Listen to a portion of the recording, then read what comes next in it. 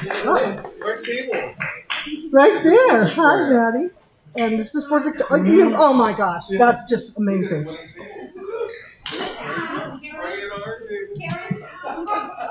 Yeah. This is Madeline's first time to the HD6. I know. So Maddie says organized letter writing and deep canvassing, which I will be doing that. Good. I want them. And Victoria said the same thing. We are having our first deep canvassing in Commerce City, I think, or Brighton. It's on the web, and if you want to do that, they want people, and you get trained for it. And I'm going to do it, October 11th. All right. Am I supposed to make my 2 announcements now? Yes. Yeah. I have 2 announcements that I'd like for you to just look on your table. I have 2 pieces of paper on the tables. One says, and it's for Randy Ross, if you would stand up. Okay, look at Randy. That's Randy, and he is on the Denver Dems Climate Crisis Council. And there are 5 activities sponsored by really the Colorado Democratic Party that would help to increase our reputation, improve our reputation with everybody in Colorado if we made them big. So, there's that one. The other one is for October 18th protest. No Kings 2. I will be there. I hope you all come. All right. Woo. All right.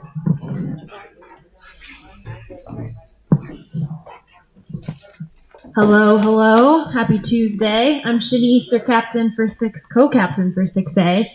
And I have some bittersweet news. I'm actually moving. I know. Hopefully in 6B, but because of that, I need to step down from my role. But before you get too excited, you're not getting rid of me.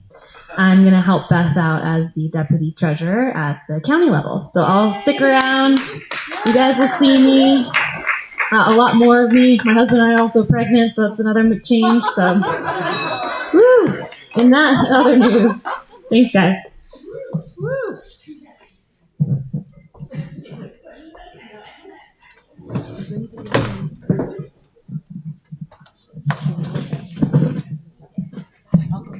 All right, now we get into the announcements. So we have some important announcements, but first, I want to thank everybody who brought food tonight, because that is a tradition in HD6. We ask people to bring food. I bring the desserts, plus Randy brings brownies every month, and I try to take them home with me. So tonight's thank yous are Kelly Rocky, right here. Lori Anderson, where are you? There she is. Cindy Lou Patterson, right there. Kathy Wilson is over there. Kevin Amirasani. Where is he? Oh, back there. Did I say that right? Close, very close. What wasn't right? It's like 90% there. You're good. Because all day I was saying Mirashani, and then I'm like, wait, there is no H there. Randy Ross. Yay, Randy! So I don't know if this person is here. Is there a Shelby here?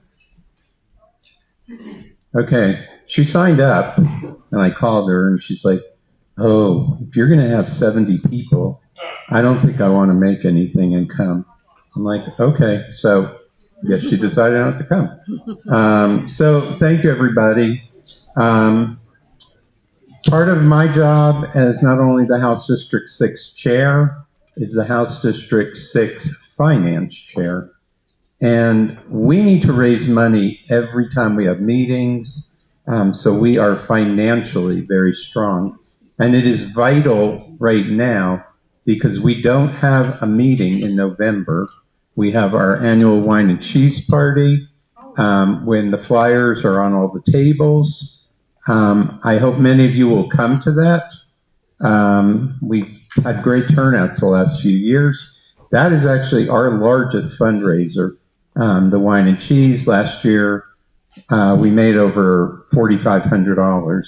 And I'm hoping we do that again this year because we want to go into January 2026 very healthy financially because we all know what's coming up next year. So if you want to donate to HD6, there are envelopes on the tables. They're called BREs.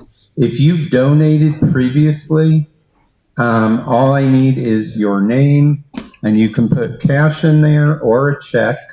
If you want to do a credit card and donate, then you have to fill the whole thing out. There's a bowl over there. Kathy, can you hold the bowl up over there? Just put your envelopes in that. Do you want me to walk around? I would love for you to walk around.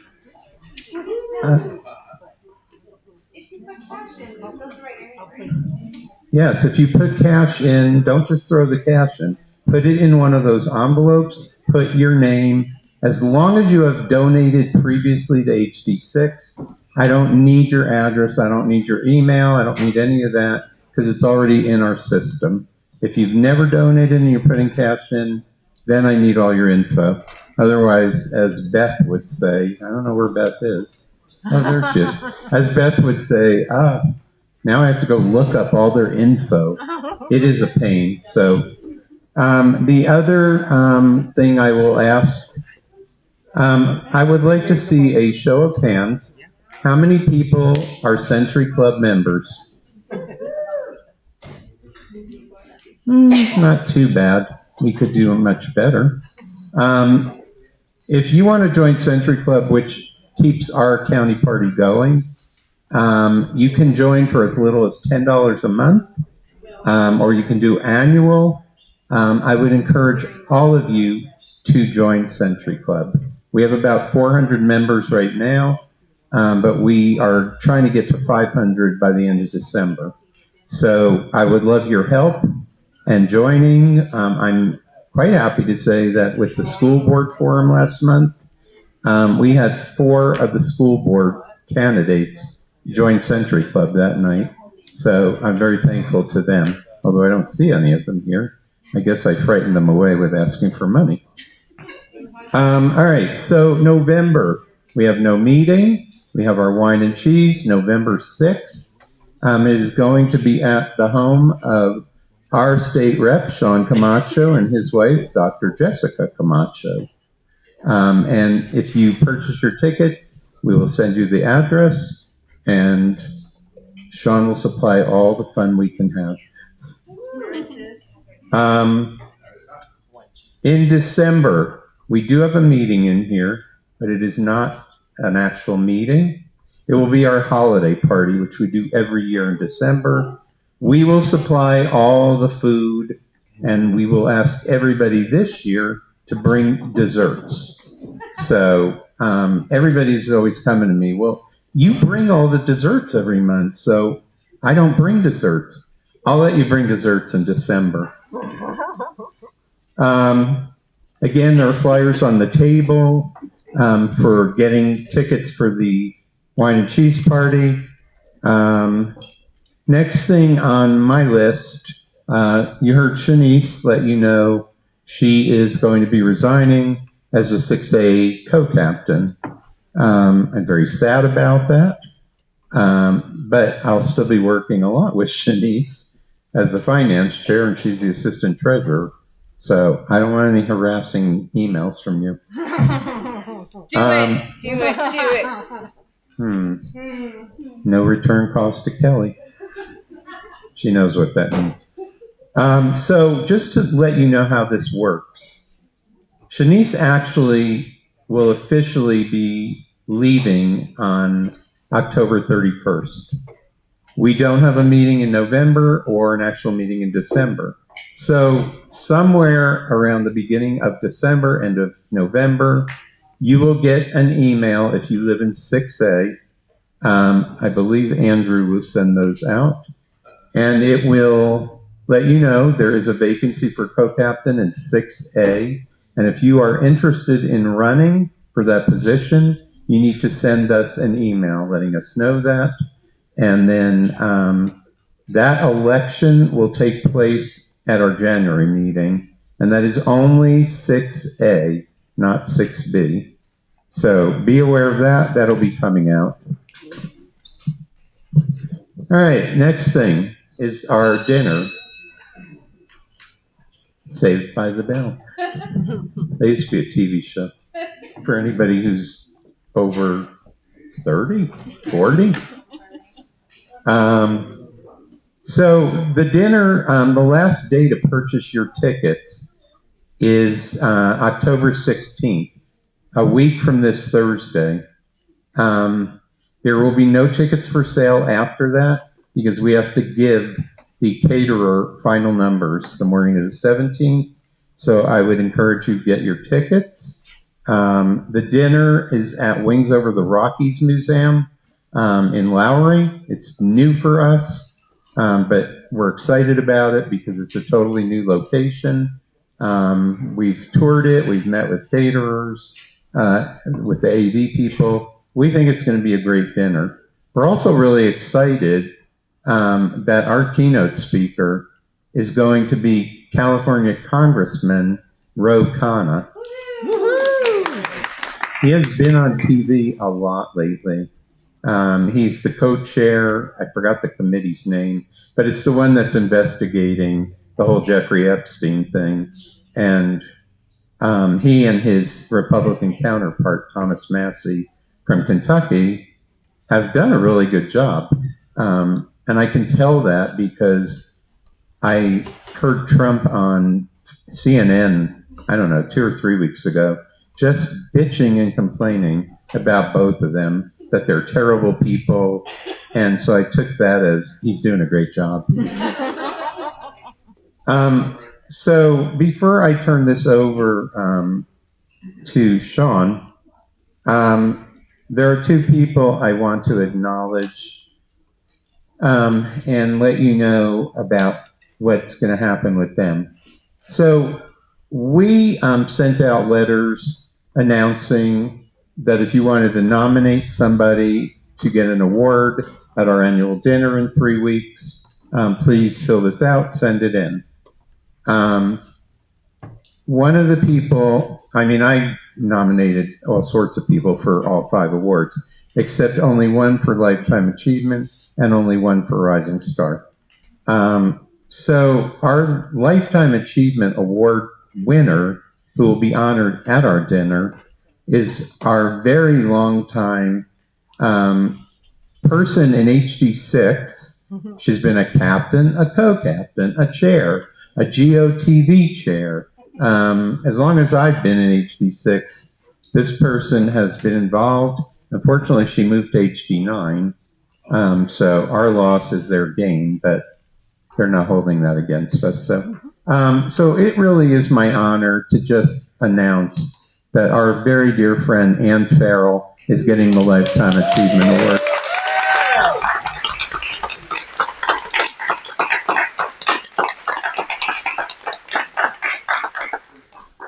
As I said, I've known Ann a long time, so much so that we joke with each other all the time. And there's been times, you know what I'm going to say, there's been times when she's introduced me at different events and all sorts of things as her gay husband. And her husband didn't seem to mind at all. So I love you, Ann. You're a good friend. And I'm so happy we can award you the Lifetime Achievement. The other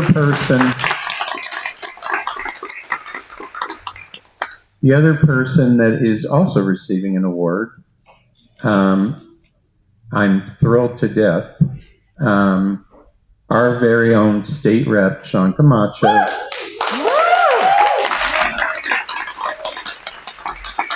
Sean is getting the Rising Democrat of the Year award.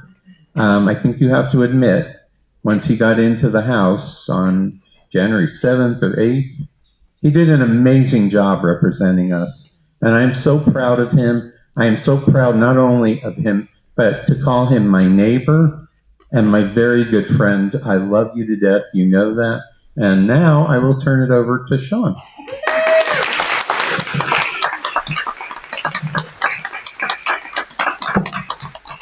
Well, good evening, HD6. What an honor it is. Thank you very much for that, and to Ann. And you helped me get involved very early on. And if it wasn't for efforts like you, this is just proof that your efforts do make a difference. You've inspired me to do this, and I just want to congratulate you on your Lifetime Achievement Award. I know we are going to speak to candidates, but there's two things that I always will never miss an opportunity to say. And this room has been packed the last few meetings. And I think that is a testament to our community, it is a testament to our party, and a testament to the folks that are in this room. Because times have been dark. And instead of shrinking into yourselves or your own issues, you're out here participating. You're showing up. You're doing the things that we have to do to make sure that our democracy is strong. And every time I come to this meeting and we have to have chairs in the back, that just makes me incredibly proud, not only to represent HD6, but just where we are in Denver to doing our part for our democracy. So I want to thank you for that. Yes, that does deserve a round of applause. And we're in election season again. And we have some candidates in the room. And we have Mr. Seligman for Attorney General, and you'll get an opportunity to speak later, I've heard. We have Hedel Doshi as well for Attorney General. Is there any other candidates in the room? I'm a candidate, but I'm not going to at the moment. Anybody else? We have an RTD guy. Okay. Where is he? And I want to say this to you as well. Thank you. Because being a candidate is incredibly hard. It's incredibly painful. The toll it takes on your family and your relationships and your work doesn't get enough credit. So every time I see candidates come before this group to make their case, I want to acknowledge your sacrifice and for our community. And I think your presence here makes our democracy also stronger, and I want to thank you for that.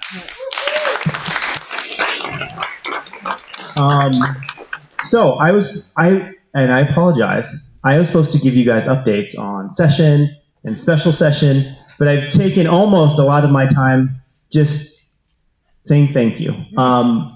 Quick recap on special session. We had a lot of bills. If you remember, during the regular session, we were about $1 billion in the hole. We were able to fix that by essentially taking all of the easy money, as I'll call it, and shoring up that $1 billion gap. During special session, we had to address almost another $1 billion.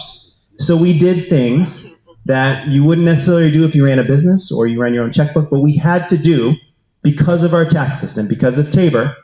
We had to do things that were not strategic, but paid the bills. So, and things, for example, that we did is I ran a bill that passed that sold tax credits. If you're wondering why we are selling tax credits and why that makes sense, it's because we had to. The premise was, give me 80 cents today and I'll give you $1 credit tomorrow.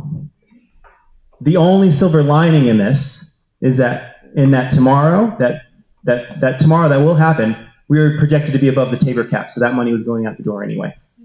So we were able to effectively continue our guerrilla campaign against Tabor and also shore up some of the state's budget all in one fell swoop. And I think my bill raised, I think it was $100 million, and I had a few amendments that were able to raise a little bit more money doing that exact process.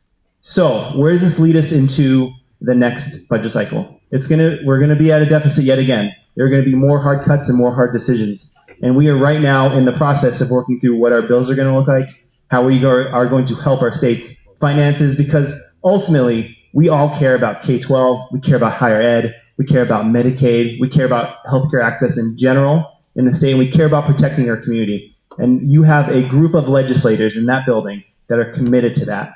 And we just hope that you will work with us as we work on our bills and tell you about the things that we're working on, because we're all really excited. There's lots of great things you can do in government and public service, and we're going to do it. and with your help, and I'll give you an update as soon as that happens. But I can see my timer is running down, and I don't necessarily want to talk the whole time because I really want us to get to some of these candidates and challenge them, ask them tough questions, make them explain themselves because they are running for some of the most important roles in our state, and we need to know. And as you know, as HD6 goes, the state goes. So if you win this room, you're looking pretty good for your election. So who do I go next? You don't want me to chase you off. No, I don't want you to chase me off. Who's next? There you go, Mark. Thank you. Thank you, Sean. So our next speaker is running for Attorney General, and it's my pleasure to introduce David Seligman.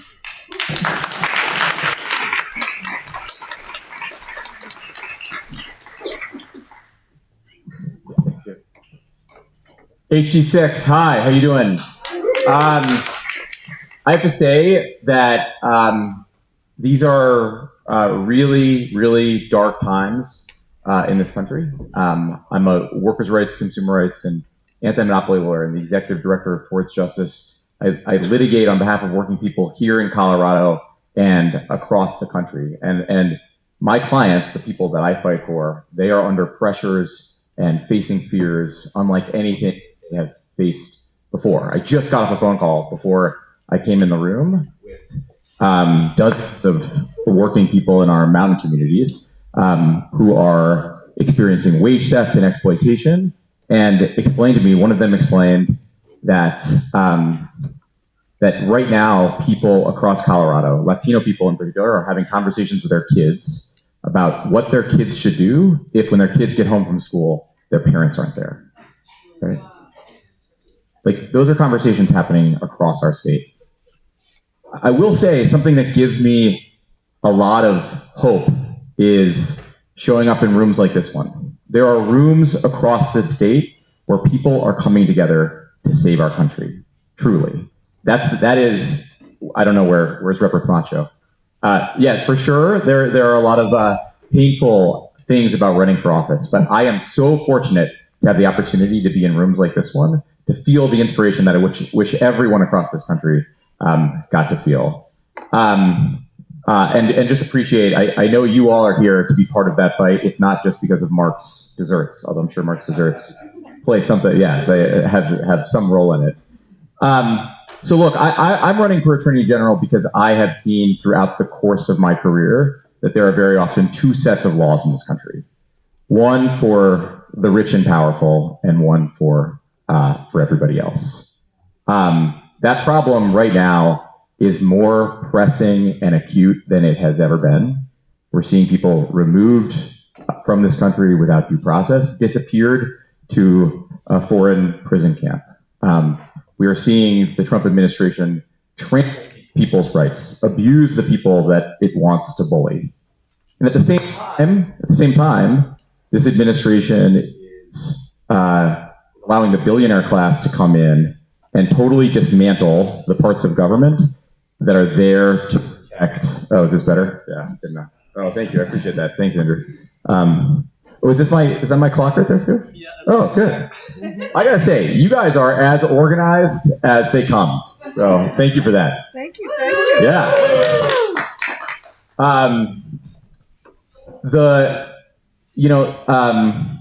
At the same time, this administration is allowing the billionaire class to come in and totally completely dismantle the parts of government that are there to protect workers and consumers and small businesses and the environment. They're telling the people they don't like that the law doesn't protect them at all. And they're telling the people they do like, literally the oligarchs, they're telling them that the law doesn't apply to them. So we're going to need to fight back. We're going to need to fight back, and we're going to need to use all the tools and levers of the Attorney General's office to make that happen. That's going to involve standing up to Donald Trump. Absolutely. We're going to have to sue Donald Trump every step of the way. And I also have to tell you, that's not going to be enough, right? The Supreme Court, at the end of the day, is not going to save us. In addition to holding Donald Trump accountable, we're going to have to hold accountable everybody who participates in his project of corruption and cruelty accountable. So you know what that means? That means if you're an ICE agent, you trample people's rights in violation of state law, you exceed your federal authority in doing so, then you know what? We're going to prosecute you under state law. If you're a billionaire corporation and you're bribing the administration to get your merger through, or to get a case against you dismissed, the Trump administration has given out hundreds and hundreds of corporate pardons, literally dropped cases against polluters and scammers and so many others. We need those folks to know that you can't just buy your way to favor with the Trump administration and expect that the law doesn't apply to you. Because guess what? Colorado law still applies. You're going to be top of the list, right? Those have to be our enforcement priorities. And I also have to tell you, though, that going after Donald Trump and his cronies is not going to be enough. It's not going to be enough. We also have to fundamentally go after the conditions that have given rise to Donald Trump. He is the symptom of a deeper problem of corruption and corporate abuse that has poisoned our country and poisoned our democracy. I've been fighting my entire career on behalf of people who are subject to all kinds of exploitations. I'm litigating a case now on behalf of thousands and thousands of Amazon drivers who drive around, those Amazon vans, the gray ones with the smiles on them.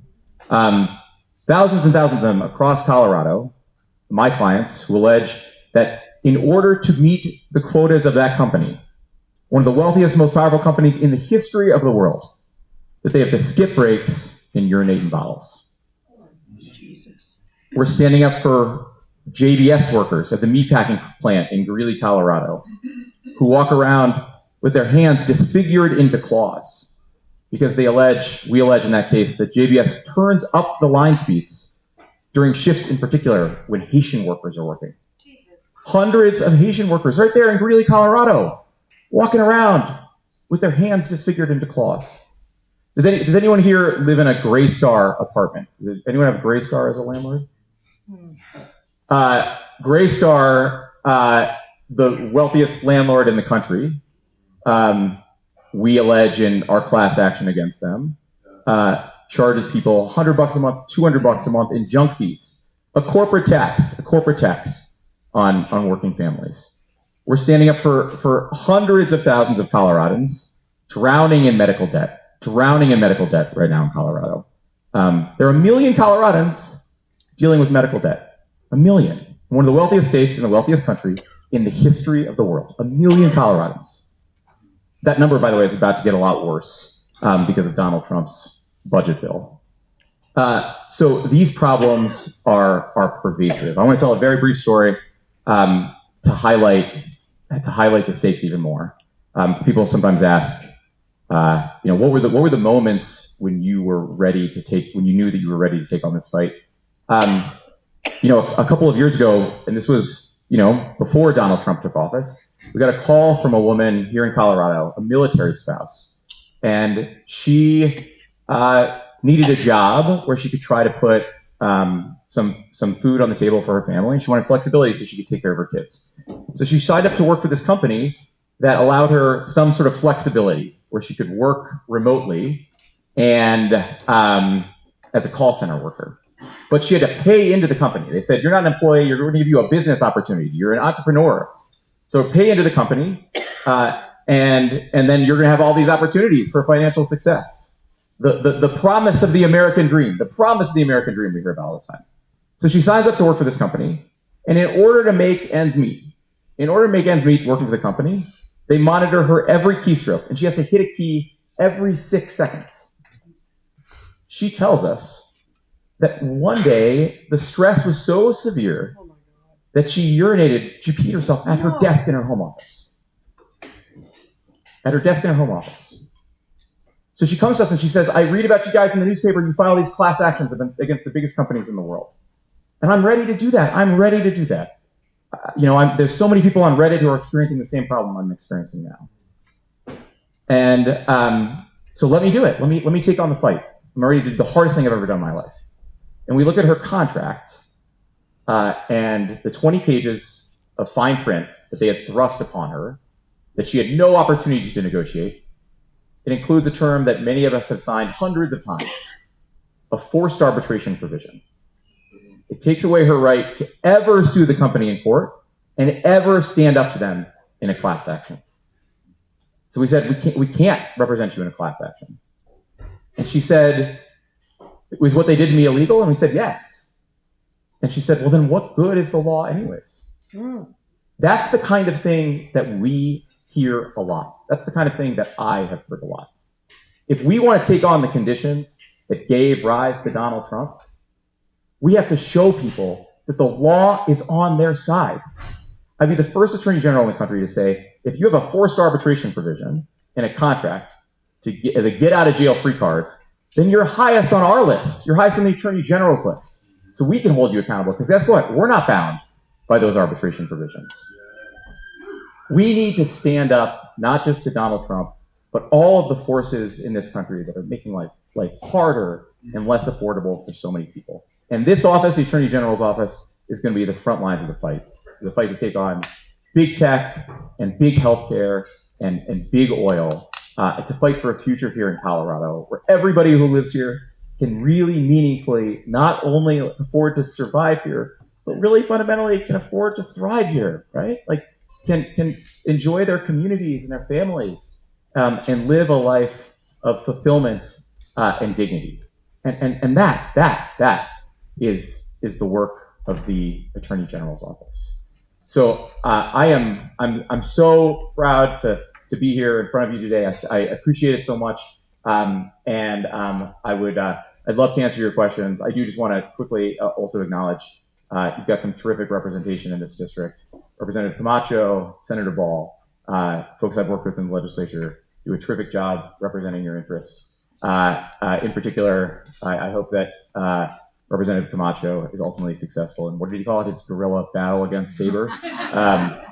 One of the most righteous and important fights you can take on in this state. So thank you so much. I'm very eager to answer your questions. I love you guys. If you have a question, raise your hand and I will help you with the microphone. Behind you. I'm really concerned that President Trump, whenever he says something is rigged or something is done, that he's doing it, he says what he's doing. And I'm really concerned that the 2026 elections are going to be rigged. They're already starting to be rigged with all the gerrymandering. And I don't see how anybody in Colorado is fighting that. Can you shed some light on what you might do to stop this rigging? I appreciate your concerns, Ms. Jan. I appreciate your concern a lot. I think that so first off, unfortunately, not to suggest that our current Attorney General is not up to the task. He is more than up to the task. But I will not be Attorney General before the 2026 elections. I do think that it's exceptionally important that we do everything we can to guard those elections and to guard free and fair elections going into 2026. So I'll say that, and I have said this publicly, I would be open, although it would be extremely challenging, to anything that we could do to respond to gerrymandering across the country, including redistricting here in Colorado, right? I also think that that anything we can do to attack the fraud of this administration through litigation would be exceptionally important. But fundamentally, what I'll also say is that it is not going to be the law or legal tools, traditional legal tools, suing the administration that is going to preserve our democracy. It's going to be civil society coming together to fight back. That's working people coming together. I think labor unions are going to be exceptionally important to this fight. One of the reasons that I think it was a terrible error by this governor to veto the Worker Protection Act, which would have made it easier to unionize, right? Unions are exceptionally important to people's financial security. They're also exceptionally important to our democracy. And I think that we're going to see labor unions and working people coming together as a sort of key piece of what we're going to need to do to fight back. Does that mean general strikes at some point? Yes, it could. It absolutely could. And finally, again, we are seeing right now we live in a legal sphere where it seems like many people are operating under an assumption that if you appease the administration, then you're above the law, then you'll never be held to account, right? So, kick Jimmy Kimmel off the air, right? You get your merger through, and you do right by the administration, and everything will be blessed. I think we need to fundamentally change the analysis so that civil society, everybody in civil society, the corporations and the billionaires and everybody understands that doing this, the bidding of this administration, doesn't put you above the law. It doesn't put you above the law. In fact, we're going to look harder at you under Colorado law.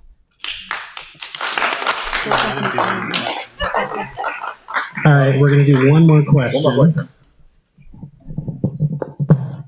Hi. A number of years ago, I interned in the state AG's office, and I also worked at the Colorado Supreme Court. And what I saw from the AG's office oftentimes is their duty is doing the criminal appeals, arguing for to not overturn convictions based off constitutional violations, authorizing warrants that seem to be pretty clear overreach. And that's the duty of the AG, state AG. And so I'm wondering what your view is of the duties of the AG in terms of those sorts of issues where there are questionable criminal convictions or constitutional violations or police brutality, and how you balance your duty as the state AG potentially with the clear wrongness of some of those positions.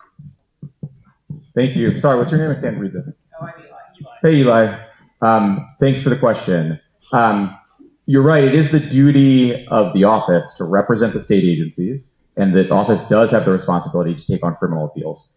I disagree with you that means that the state AG has to do the bidding of the agencies no matter what they're accused of. And I also disagree. It is not the duty of the Attorney General to fight every criminal appeal tooth and nail. It's just not, right?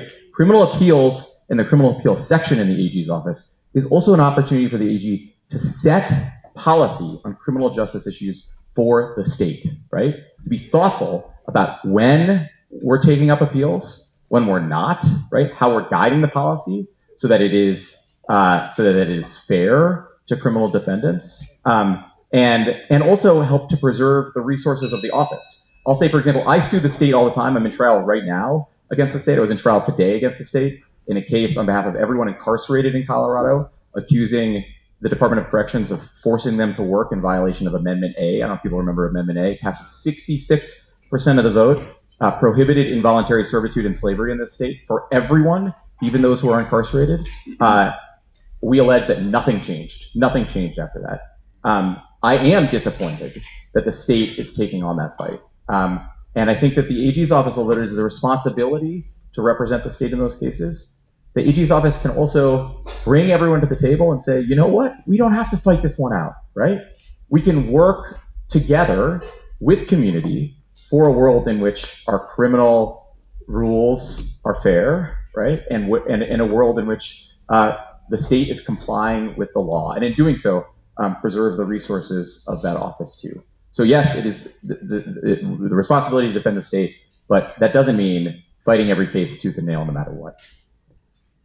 Thanks. That's it? Oh, we're done.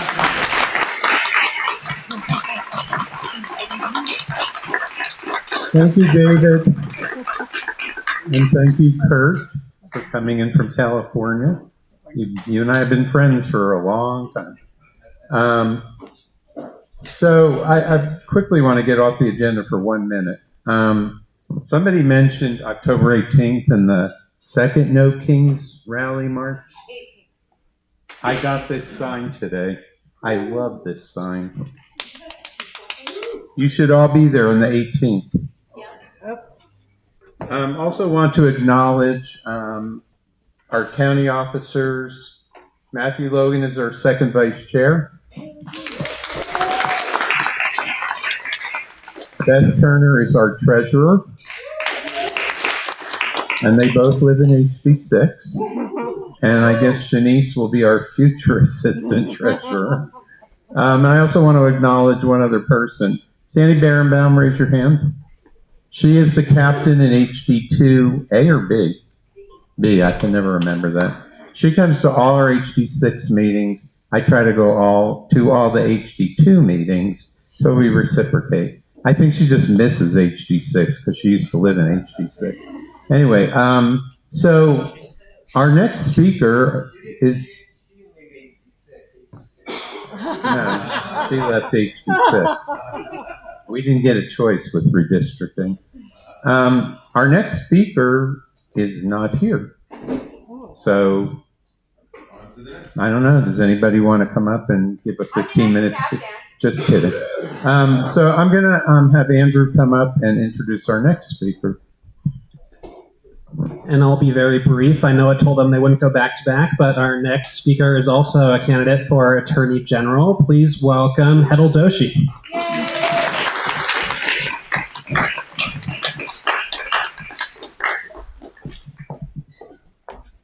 Andrew, it's been a minute since you've been an intern at the U.S. Attorney's Office. Thanks so much for having me here tonight. Hi, can you guys hear me? Is this the mic that's going in and out? My name is Hetal Doshi, and I am running to be Colorado's next Attorney General, and I am really honored to be here tonight in this space. I agree with David and all the others that have come before me to say this right here is democracy in action. This is how we save our country. So thank you to all of you. There are lots of different places you could be tonight, but the fact that you chose to be here to engage in this democratic experiment means so much, and this is how we're going to get through this. So you may be saying to yourself, Hetal Doshi, I've never heard that name before. How is it that this person is running for a statewide office? And I'm going to tell you a little bit about how that came to be, because for a very long time, for 11 years nearly exactly, spaces like this were not spaces that I should have or could have been in, and I'll tell you why that is. But before I get to that, I want to share with you how it is that I've ended up in Colorado. I am a first-generation American, the proud daughter of immigrants, and grew up in a working-class family where my dad's job instability led us to move all over the rural Deep South for the beginning of my life. And so when I talk a little bit about the structural issues in our economy and the way that the economy doesn't work for working families, that's not a political talking point for me. That was my own lived experience. And so as part of that childhood, growing up in places like Alabama or South Georgia or wherever else, I learned pretty early on about the value of resiliency and the core of what it means to chase the American dream, because every single day, that's what my family did. I went on to be the first of a lot of things in my family. I'm the first lawyer, the first graduate of X, Y, and Z programs, and it's only because of the love of America and the patriotism that my parents instilled in me that I believed I could do anything in this country. And the reality is that the fact that I could do those things is deeply at odds with where we live today, which is I don't know that this story, my story, would be possible today. So with that, I'll tell you, I ended up going to law school. As I said, I'm the first lawyer in my family. I had no idea what it meant to be a lawyer, but I thought at some point it would mean that I got business cards and maybe a secretary and that I'd be hot shit. And as it turns out, right after law school, those things happened. And I did think I was really, I had made it, right? I was earning more money than my family collectively had ever had. And I found really great opportunities in the private sector because for me, having the ability to not have the financial insecurity I grew up with was really important. But eventually there was an emptiness there. And that emptiness led me to hide under my desk at a fancy Park Avenue, New York law firm and say to my family on the phone, I don't think I want to practice law anymore. And that was a big inflection point in my career because I had fought really hard to do this thing. And instead, I told my family that I was going to move to Kenya and I was going to do human rights and constitutional law work there because Kenya had a brand new constitution. And I was going to consider becoming a professional photographer. True story. You can imagine how well that went over with my immigrant parents. And so the reality is I did that. I moved to Kenya. I did all those things. It was exactly as cool as it sounds. And it reinvigorated in me, not that I didn't want to practice law, I just didn't like the way I had been doing it. And so my husband and I resolved that when we came back to America, we were going to intentionally choose where we live, and that I was going to engage in a career that brought me joy in terms of why I chose to become an advocate and a leader. And so 2 things happened. One, we picked Denver, Colorado on a map, UN Security Council rules, with each of us getting a universal veto. I've been here once before. This was 13 plus years ago now. And second, I forged a plan to figure out how it was that I could use my law license to advocate for the kinds of structural changes in our economy and in our way of life that allowed me to impact families like my own. So I moved to Denver, Colorado without a job, volunteered for the Obama campaign in 2012, where I led the voter ID litigation efforts, should there have needed to be any, in 2012. Thank goodness that there weren't. And then eventually I got my dream job. John Walsh hired me to be an assistant U.S. attorney here in Denver, Colorado, and it was part of this elite core of an Obama-era task force related to the financial fraud of 2008 and the global financial crisis. It was exactly what I needed to be doing as a lawyer. And so there I was with the power of the United States behind me as I took on giants like Credit Suisse and HSBC, who destroyed our economy with lack of controls, with grift, with the sort of power and influence that robs us on a daily basis. As you might remember, we returned billions of dollars, billions with a B, in cash to include in Colorado, where the consumer relief efforts stood up. And I understood profoundly in that moment the power of government. Eventually, in 2016, President Trump was elected the first time. And in that moment, that task force was disbanded. And so I moved to the criminal line as a prosecutor, as a federal prosecutor here with the Department of Justice, where I took on some of the most complicated white-collar crimes involving cryptocurrency, exotic financial assets. But I also did public corruption work and civil rights work. In those years, I spent a lot of time in rooms just like this, and in houses of worship, in mosques, in gurdwaras, and other places to say, how is it that we make sure that government works not just for those of us that have access, power, and influence, but for those of us with brown skin and funny names like mine? How do we make sure that your children have the resources they need in a school system where you don't speak the language? I understood, again, profoundly the power of government, because it was my title as an assistant United States attorney that opened up those spaces to me. Eventually, at the beginning of, or at the end of 2021, I got a phone call asking me if I would consider an appointment being offered by President Biden and the Biden-Harris administration to lead the antitrust division for the Department of Justice. This was going to be a job that required leading 800 lawyers and public servants in the biggest, most consequential battles of modern history with respect to this question around power. And I said 2 things. First, I live in Denver, Colorado, and I'm unwilling to move to Washington. I'm sorry.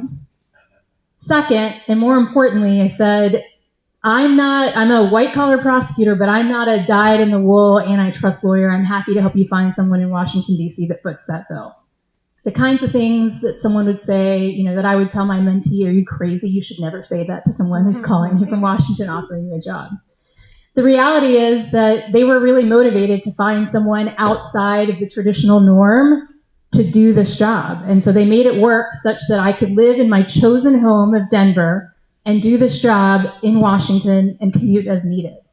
And that was an extraordinary opportunity, and one that really reflects how high Colorado is in terms of the national specter for all of the types of consumer protection work that we do, all of the fine, talented public servants that we have here. So let me tell you a little bit about what those 3.5 years looked like for me. I led those 800 public servants up a hill where we charged and took on Google, not once, but twice, winning 2 liability decisions in federal court, 2 different federal courts taking on Google. Took on Apple, Ticketmaster, took on labor price fixing, where we notched the first criminal conviction ever when 2 companies colluded together to set and reduce the price of home health nurses. Literally, that's never happened before. But to me, it was inconceivable that if we can't set the price of gasoline, Why should we be able to set the price of our labor in that way? So I share that with you to say, I am someone who had the opportunity to sit across the table, the proverbial and actual table, from Sundar Pichai, Tim Cook, Michael Rapino, the CEOs of Google, Apple, Ticketmaster, for example, and watch them as they said to me, you know, we've got a lot of resources to throw at this problem, and what you're asking for is existential and consequential, and it's unfair, and we're going to beat you in court because no one's ever done this before. I believe in the power of government, and I believed in those public servants who stood up with me to take on that battle and therefore delivered the greatest, most historic, transformative era of antitrust enforcement in ways that are truly kitchen table issues for all of us. We did it. 2024, November, we had a presidential election. You know, I often say that the 3.5 years wasn't enough in this job because while I took on big tech, I took on big ag, I took on big healthcare, I blocked mergers on the basis of all of these different new theories related to labor and workers' rights, we didn't quite get to finish the job. And the reason I know that is because the economy is worse than ever in terms of performing for the American people. And so I share this background and experience with you to say that on January 10th of 2025, so just a few months ago, when I walked outside of the Justice Department for the very last time and handed in my credentials, which was a moment of deep reflection and complexity for me, I thought to myself, this is the era of my public service coming to a close. I'll figure out what's next. But I will tell you that being in this room tonight was never, ever on the bingo card. So you might ask yourself, you know, I told you, I teased for you earlier, you probably don't know my name, and there's a reason for that. And it's because when you work for the Justice Department, back in the day when we had norms and traditions and values and integrity, it did not make sense for a federal prosecutor to be in a partisan space like this, right? It didn't make sense for someone who investigated public officials to be in spaces like this. That's what made the government run. But now, with the astonishing ferocity and speed with which this administration is dismantling institutions and dismantling every agency that fights for the American people, the CFPB, the SEC, the DOJ, the FTC, all of these agencies are being hollowed out from the inside. And it is more important than ever for our states to step up and say, we're not taking this laying down. We have laws, we have tools, we will fight back. And to me, the answer is, we will see you in court. And so when I think about what it is that led me to this moment, to seek out public office, to do something I had never ever planned on doing before, because I've been happily a working lawyer now for 20 years, it is because I believe in the power of government. I believe in the idea that we are a nation of laws, not men or women, but more importantly, that in this moment, what we need more than ever is a serious person to deal with serious problems of consequence. This is not a time for political talking points or for promises that we can't make or that we can't keep, rather. It is a moment for someone to step in to be the state's top law enforcement officer that knows, I'm not just going to say, let's bring someone in for bribery allegations or, the organized crime statutes or whatever else. I have done the job. And so I would humbly ask you, as you think about what this next sector and this next phase of life looks like, because I think a lot of the candidates in this field agree, fighting Trump is not enough. That's table stakes. We will fight Trump. But what happens on the other side of that? What is the country and society that we want to build on the other side of that? How do we make sure that our social and political rights, which matter, but they only matter insofar as families like mine and families like yours have the economic opportunity to do something about it? In America, the idea that we have the Bill of Rights and our freedoms and everything else that goes with this great nation exists insofar as we have the power to exercise those rights. And as your Attorney General, you better believe that power is something that I have fought before, and power is something that I will fight again, because it is the only way through in this particular moment. So here's where I'd like to end, and I know that I'd like to have the opportunity to answer a couple of questions as well. I think a lot about what the last 10 years have looked like because of my own tenure as a public servant with the Department of Justice and charging up the hill and leading public servants. And I know that it is often said, that the moral arc of the universe is long, but it bends towards justice. But I gotta tell you, it feels like it's been bending in the opposite direction a lot lately. The only way to fix that is to vote our values. And so what I hope that you do and you hear from me tonight is that this brown woman with a funny name is going to be the one that holds Donald Trump accountable. Thank you so much. All right, we have time for 2 questions. Anybody in the audience have a question? One sec. Oh, thanks. I'm going to ask the question that I've asked Michael Doherty, and I think I've asked Mr. Seligman at a different venue. So one of the things that has been most terrifying as a parent has been all of the horrible things that are coming up. Can I just speak loudly? Yeah. So one of the things that has been really, really scary to me as a parent has been all sorts of the gross language around gender-affirming care, trans rights, this new thing that Attorney General Weiser is fighting in front of the Supreme Court with regard to conversion therapy and our ban thereof. What are your plans? And I know that's a really specific niche, but I've asked it of all the other candidates who had a chance to ask. So what are your plans in terms of making sure my daughter has the same rights as everybody else? Well, I mean, as an initial matter, your daughter has the same rights because those rights are afforded to her as a human being, yes. Right? But to answer that question really directly and succinctly, there is no daylight between where General Weiser is on these issues and where I am on these issues. And so if that means suing the administration when it seeks to unlawfully withhold funds with respect to institutions that provide scientifically validated gender-affirming care, we'll see you in court. If that means that they're going to try to, like the Alliance for Defending Freedom, an inapt name, by the way, and the lawsuit that was litigated today at the Supreme Court, that's a righteous battle and one in which Colorado is literally the one fighting in court today, but we are joined by 20 states. There are huge consequences to that. And that's an interesting thing, Kelly, that I'm really glad you brought up. Look, there is no question in my mind about the fact that I view this as a civil right, an individual right, and a human right. But more importantly, I think it is important to build coalitions nationally, as we historically have on these issues, because there is power in movements on this. And much the same way that, so I mentioned to you that I grew up in Alabama, and the values there are a little different than they are here, right? But I will tell you that when Obergefell came down, it was interesting and surprising to me to see so many of the folks that I grew up with, that I went to high school with, that embraced that decision.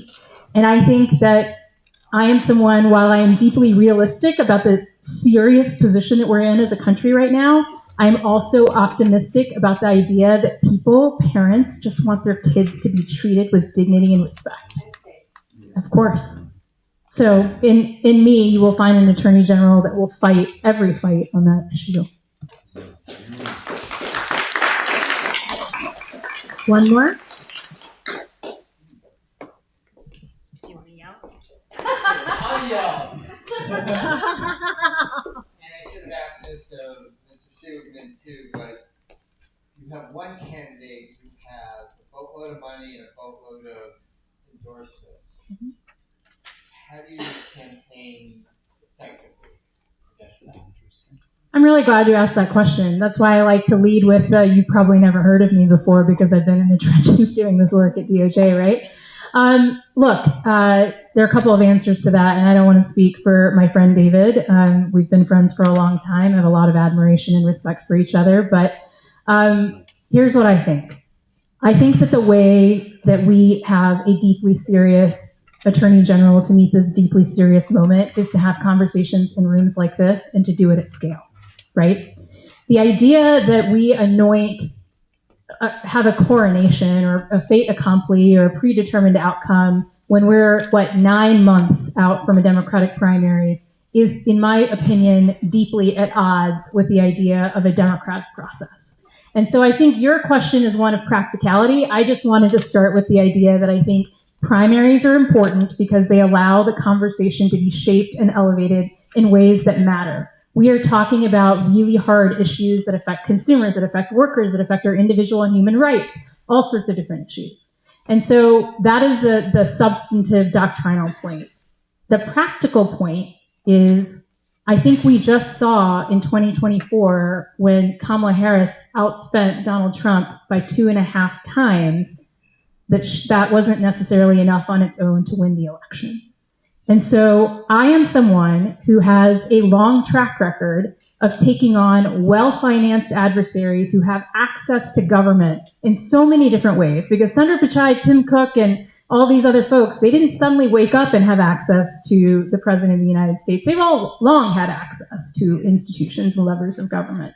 And so I know what it's like to take on a battle against a well-financed, formidable adversary and win. And the way that I think we do it is to shape conversations in rooms like this and across the state. And you can count on me to be tireless on that front. And so I don't have a silver bullet to say, here's my secret weapon in terms of what the money is going to look like, other than to say that the money is coming in because I think people are excited about the idea of a lawyer's lawyer being their attorney general in this moment. It would be my honor to be that lawyer.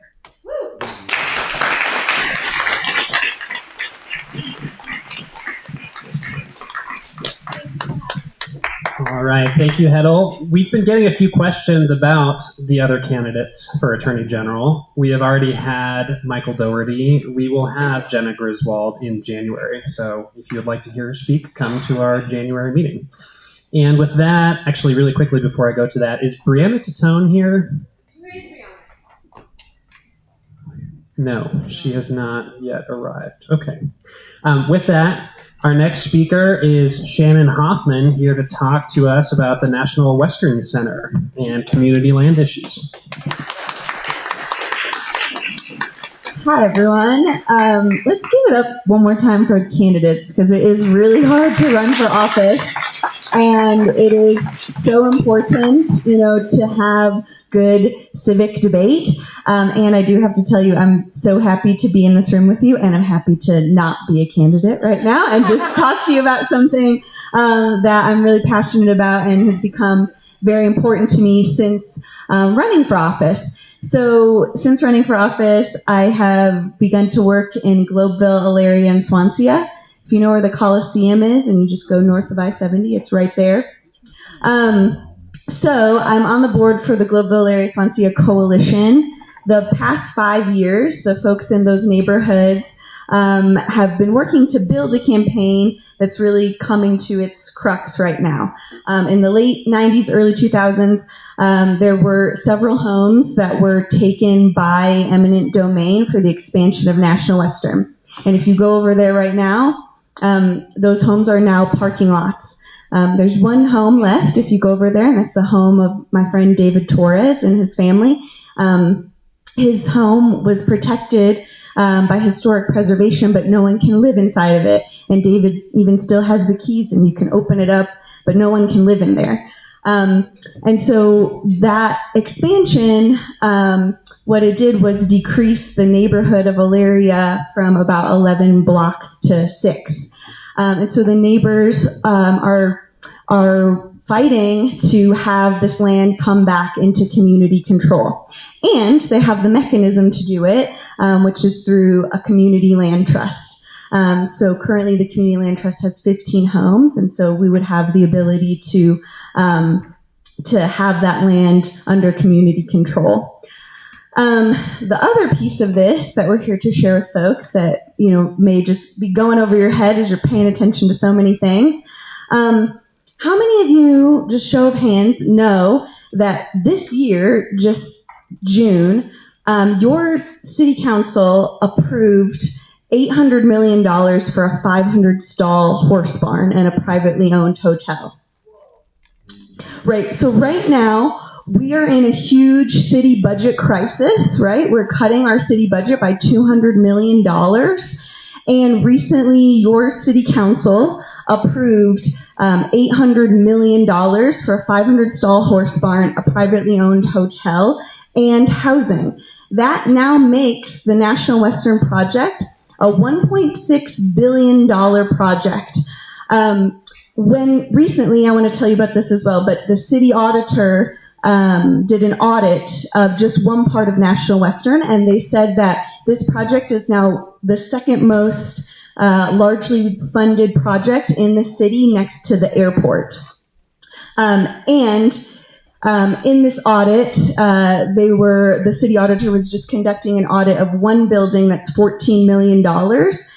They found 9 violations of National Western, not following city procurement policies and also policies around how they track their money. And in those hearings with the city auditor, the departments don't have to adhere to the advice from the auditor. That's basically what it is. It's advice. And the city office rejected 7 of the 9 of them. Most of the time in an audit, people accept, okay, we have some things to improve. So why am I here tonight telling you about this when this is HD6, right? It's because, one, that's your money. $1.6 billion, that's your money, and that's your city council approving the use of that. And you have people who are well organized, who are ready to receive these dollars and this land, and to really, have some healing happen in this space. Someone I asked earlier, is National Western going away? No, they're not going away. We're still going to have the stock show. You can still go to the 16 best days in January. But wouldn't it be wonderful if, as a part of that, there was land that was given back to people that were harmed. There were reparative dollars that were given back to folks so that neighbors could build their true vision on that land.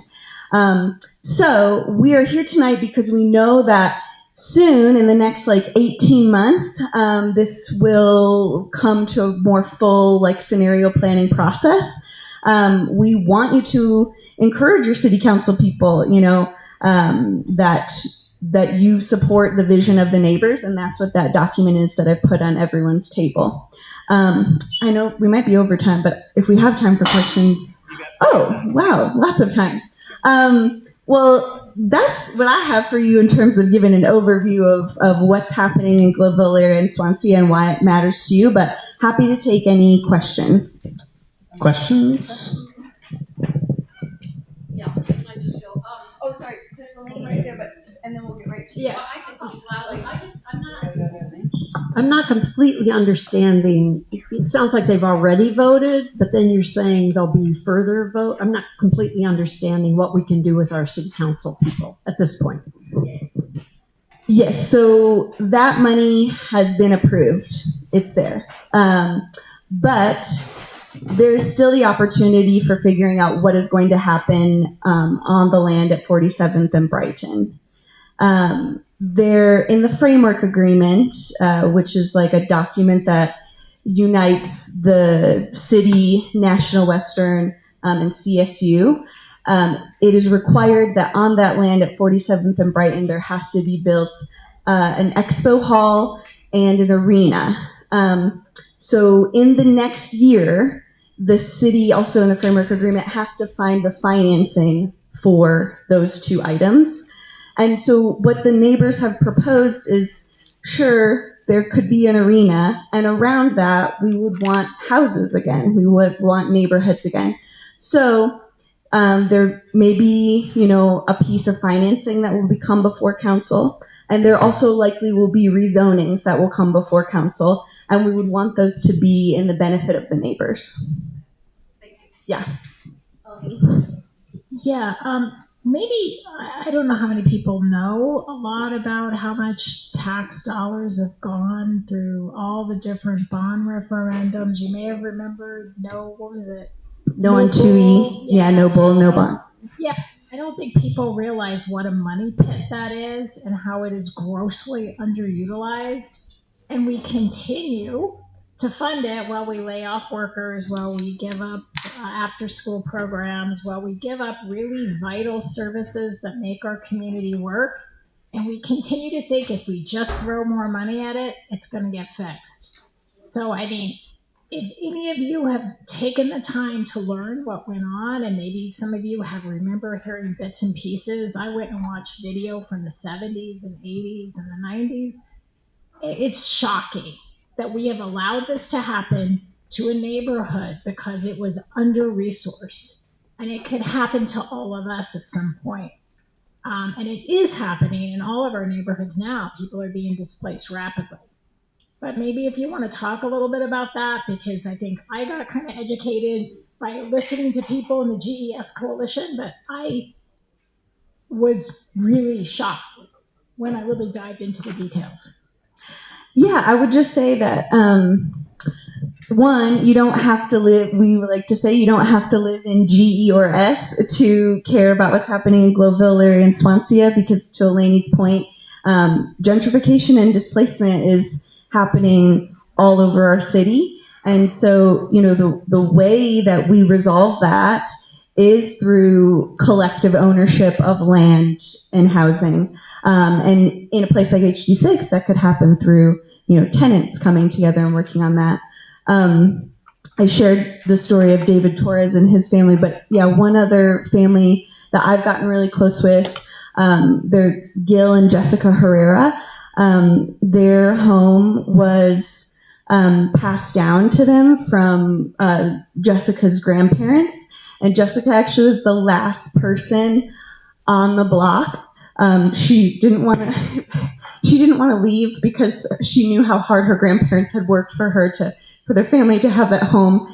And she has pictures of the homes being ripped down, and she was forcibly removed by police because she wouldn't leave the house. And that's violence, right, that we have also put on people. Not only the violence of gentrification and displacement, but true police and physical violence on people there. Any more questions? Going once, going twice.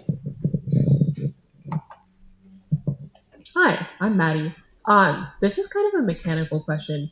What is a community land trust, and how does that work? When you say the solution is to kind of have land that's managed by a community, what does that look like in a legal framework? Yeah, great question.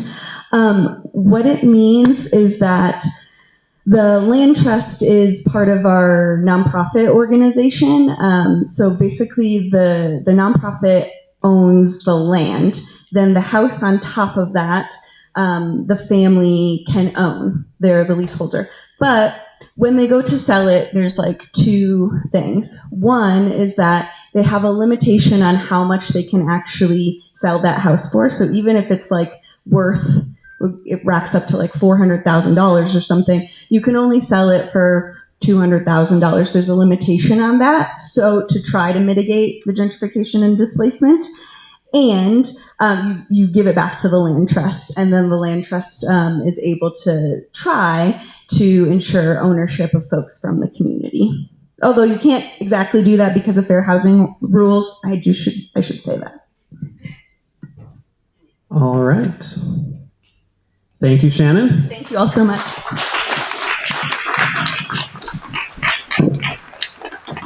All right, it is my pleasure to welcome up to the stage our state senator, Senator Matt Ball.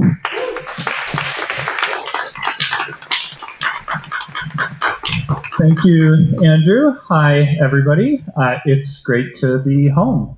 I'm State Senator Matt Ball, if I haven't met you, but I think I've met just about everybody here.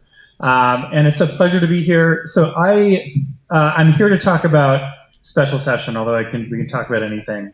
But I don't know what Representative Camacho already covered. Very small. Very small. Okay.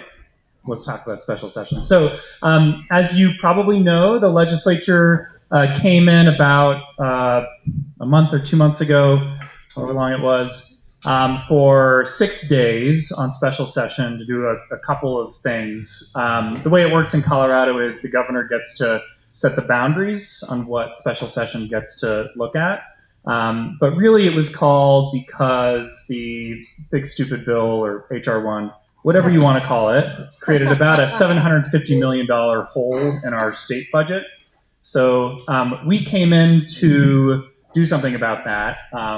There's lots of complicated sort of policy stuff in there, but basically what we did as a legislature is we closed a bunch of tax loopholes to get about 400 million of that 750 million back, and then the rest is going to happen from budget cuts. I had a bill that was part of special session. It was about cracking down on foreign tax havens. So if you think about, companies will set up shop in Ireland or Panama or Samoa because they don't want to pay taxes. So the bill that I ran cracks down on that. Generates about $5 to $10 million a year for the state that we can spend on healthcare, education, things like that. But that was the big task that was ahead of us, and that's most of what we did.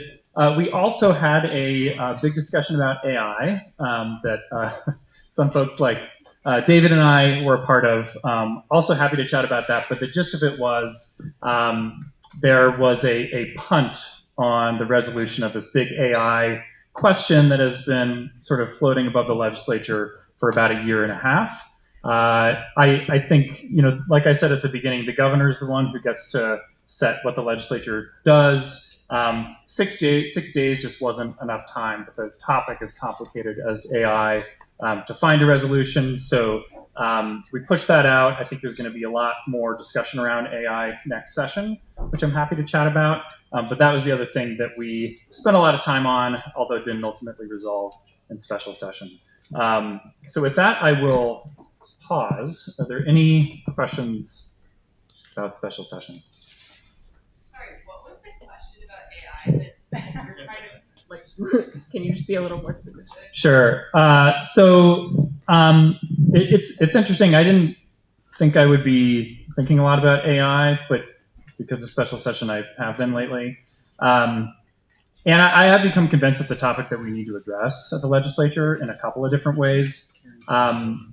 I have I'll get into my thoughts on all that. But the specific piece of AI that we're all talking about is discrimination in like AI algorithms where it's a black box and you might not be able to see if you're looking at it that it's biased in some ways. But to give you an example, companies will hire using like a screening software and they'll use AI.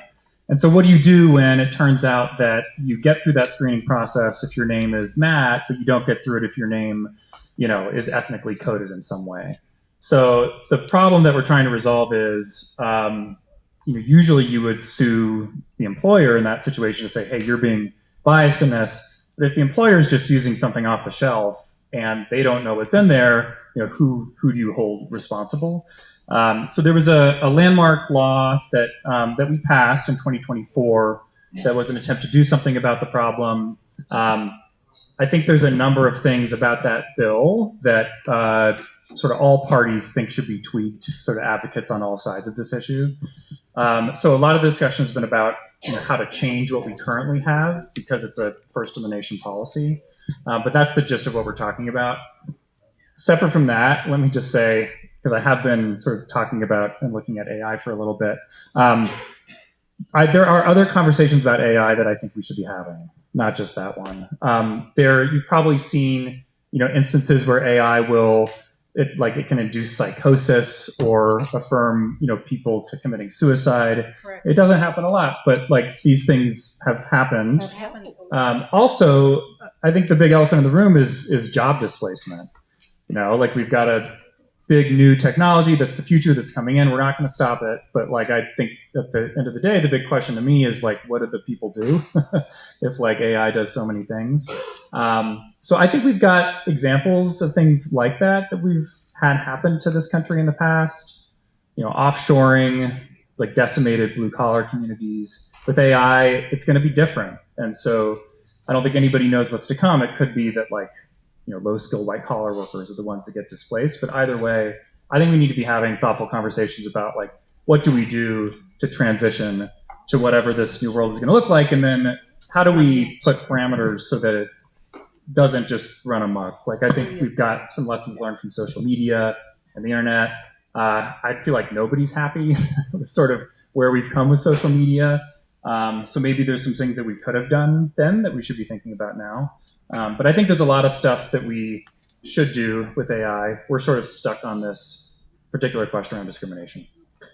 All right, Matt has a question.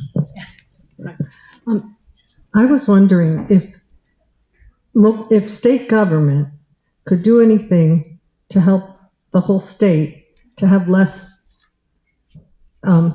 traffic deaths, especially people getting run over by cars when they're crossing the street. It's very upsetting. It is very upsetting. So I'm glad you asked that. This question was not planted, but I have been involved.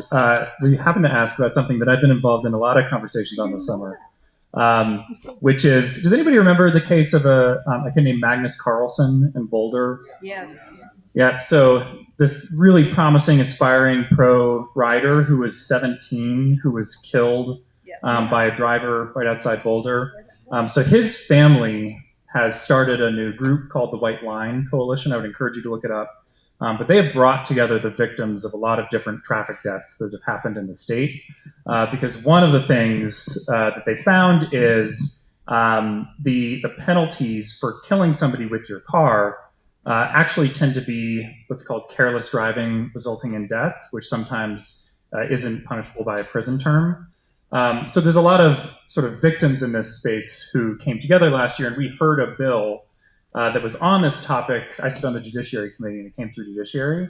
That bill did not pass last year, but we have engaged them in a conversation this summer, and they've organized a number of legislators to talk about basically this issue, which is traffic deaths. Because it's a conversation that's I think complicated in a couple ways, because there's the criminal part of it, but there's also things like signage, rules of the road, training, a lot of things there. So that is something that I've been looking at this this summer, and I think next session we'll see more legislation on it.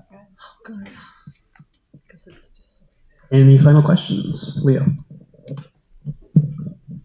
Matt, the Rodriguez bill, which is the one that is a law now, why doesn't this have to be a nationally addressed question?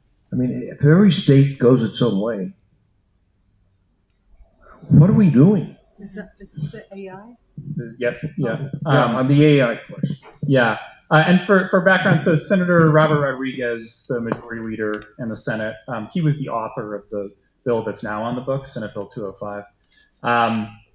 So, ideally, the federal government would do something. That's true in a number of areas. I do think where the federal government doesn't act, we should be willing to act, in part because sometimes the way you get the federal government to do something is enough states make chatter that it ends up as federal policy. So, with that said, I do think we need to be careful because we are making rules that do apply to lots of different companies.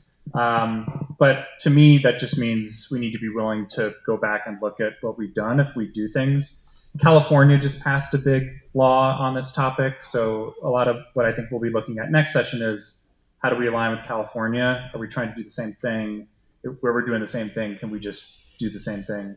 So let's be thoughtful about it. But I don't think we should be afraid to act and just sort of wait for the federal government to step in. Yes, Beth.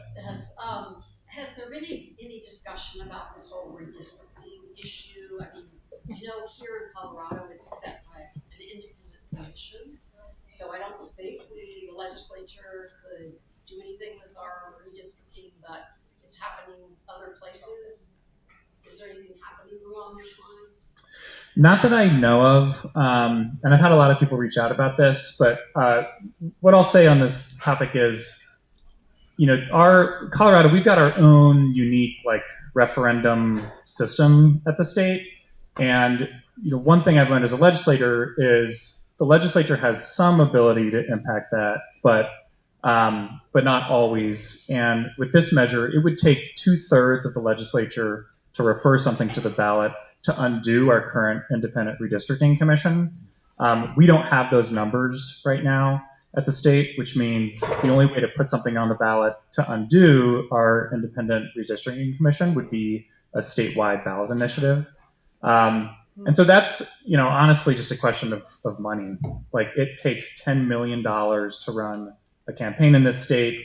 That takes either somebody with a lot of money or a lot of different people behind a campaign to put something there, and I think it would be fought pretty hard.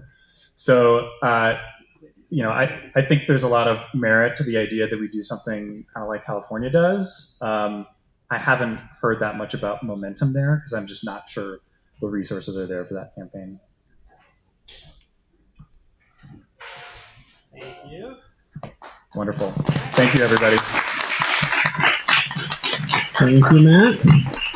All right, Brianna Titone, going once, going twice. No. All right, we'll see if we can get her rescheduled. All right, Karen has a couple last announcements. So, we really do ask everyone to try, if you could just put even a little bit of money into our bowl here with one of these envelopes, it would be very, very helpful. I think Janine is going to bring that around. If you can, please donate. Didn't you have a QR code before that we could? We did have a QR code. I don't know where it got to. So I try to have a QR code here for donations, but I just don't know where it got to. Sorry. I'll get one for next time. The other thing is we would like for all the pens, and if you want to take some of the papers home, please take them home. If you don't want to take them home, if you would stack them up and put them over here on the tables, it would be excellent help. Please at least stack your chair. And thank you for coming. You're welcome.